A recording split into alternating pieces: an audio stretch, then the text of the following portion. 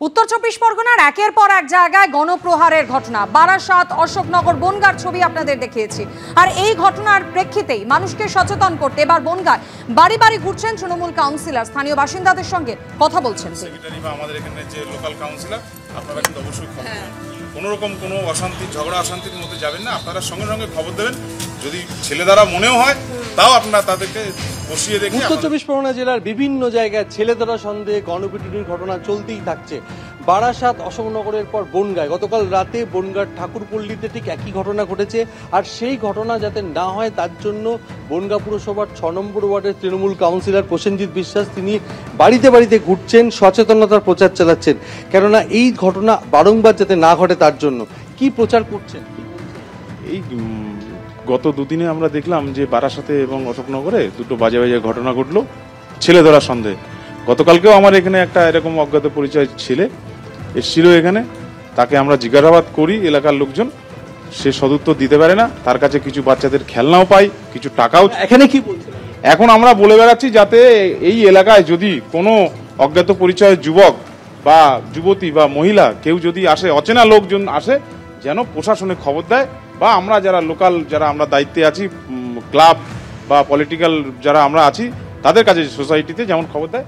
Social মিডিয়ার দিকে আপনারা সবাই খেয়াল রাখবেন, যেন ওই হঠাৎ করে কেউ বললো যে অমুক জায়গায় ছেলে ধরা পড়েছে, এইটাই আমরা কান দেবেন না। আপনারা যদি কোনো রকম কোনো কিছু দেখেন যে এরকম অচেনা মানুষ ঘোরাঘুরি করছে, তাহলে আমাদের খবর দেবেন। বা এই যে আপনাদের কাউন্সিলর বোঝাচ্ছেন, কি বোঝালেন?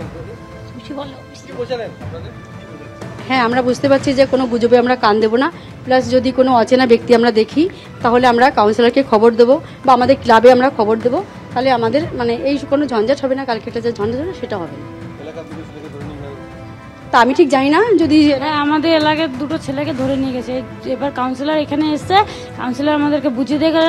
এবার যদি আমরা যদি ওরকম যদি কিছু দেখি তখন কাউন্সিলরকে খবর দেবো, এবার ক্লাবে খবর দেবো, থানায়। গুজবকে কেন্দ্র করে গণপিটুনি রুখতে এর আগে আমরা দেখেছি মাইকে করে প্রচার চালাতে, কিন্তু এবার সরাসরি জনপ্রতিনিধিরা বাড়িতে পৌঁছে যাচ্ছেন এবং সেখানে প্রচার চালাচ্ছেন, সচেতনতার প্রচার, যাতে গুজবে যাতে কান না দেন এবং সোশ্যাল মিডিয়া এই ধরনের ভুয়ো পোস্টে নজর না দেন। অর্থাৎ গণপিটুনির ঘটনা আটকাতে তারা এই মুহূর্তে বাড়িতে বাড়িতে প্রচার চালাচ্ছেন।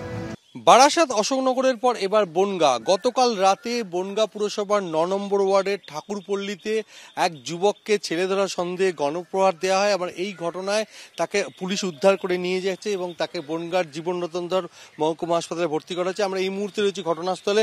ঠাকুরপল্লীতে গতকাল রাত্রি 8টা সাড়ে 8টা নাগাদ এক ভবঘুরে যুবককে দেখতে পান এলাকার বাসিন্দারা এবং তাকে তখন দেখতে পেয়ে তাদেরকে ছেলে ধরা সন্দেহে বেধড়ক মারধর করতে থাকে।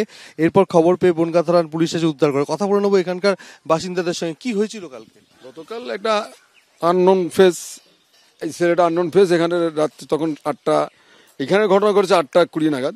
8টার সময় এখানে আসে, এখানকার এলাকার লোক দেখে আননোন ফেস এবং ফেসটা অপরিচিত বলতে মুখে কালি লাগানো, গায়ে কালি লাগানো, কালো ড্রেস, মানে চাপ দাড়ি, মানে কারোর ভালো লাগেনি। তো জিজ্ঞাসা করছে, সে ভালো উত্তর দিতে পারেনি।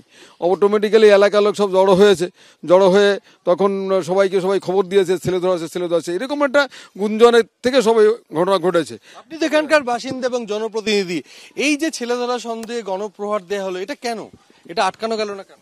দেখুন, এটা আটকানোর তো ব্যাপার না। প্রথমে ওকে জিজ্ঞাসা করা হয় যে তোমার বাড়ি কোথায়। প্রথম বলে বাংলাদেশ, তারপরে বলে রানাঘাট, তারপর বলে তুমি কি কাজ করো। তখন বলছে যে আমি লরির মিস্ত্রির কাজ করি। বলছে তুমি কোন গ্যারেজে কাজ করো বলো, আমরা সেখানে খোঁজ নেবো। তখন বলে না, আমি আগামীকালকে মিস্ত্রির ওখানে কাজ করতে যাব। এখন ভবঘুরে আমরা কিন্তু তাকে বলতে পারছি না, তার কারণ আর্টিফিশিয়াল তার গায়ে কালার এবং তার পকেটে টাকা ছিল রীতিমতো 500 টাকার নোটের বান্ডিল, ইন্ডিয়ান এবং বাংলাদেশি টাকা তার কাছে আমরা কিন্তু দেখেছি।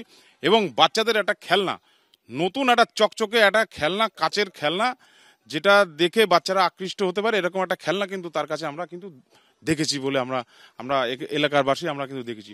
এবং এলাকার লোকজন যখন জিজ্ঞাসাবাদ করে তখন ও অসংলগ্নভাবে উত্তর দেয়। তখন ওকে চর্থা দেয় এবং তখন এখানে 400-500 লোক জমা হয়। এই এলাকার এই রাস্তা দিয়ে এটা একটা বিভিন্ন জায়গায় যাওয়া যায়, বহু লোকজন, বাইরের লোকজন চলে আসে এবং তারপরে তার উপর কিন্তু চর্থা মারে। এটাই হচ্ছে কিন্তু আমাদের প্রশাসনের তরফ থেকে প্রচার চালানো হচ্ছে, সোশ্যাল মিডিয়ায় প্রচার চালানো হচ্ছে যে এলাকার বাসিন্দাদের জন্য, এবং সেক্ষেত্রে যাতে সোশ্যাল মিডিয়া এই ধরনের ভুয়ো পোস্ট যাতে না নজর দেন এবং তার ফলে সচেতনতা বাড়ছে না এলাকার বাসিন্দাদের। বনগাঁর ঘটনা সেটা আরো একবার প্রমাণ করে দিল। ক্যামেরায় অতনু কুণ্ডুর সঙ্গে শুভঙ্কর দাস ও সমীরণ পাল, এবিপি আনন্দ, উত্তর 24 পরগনা।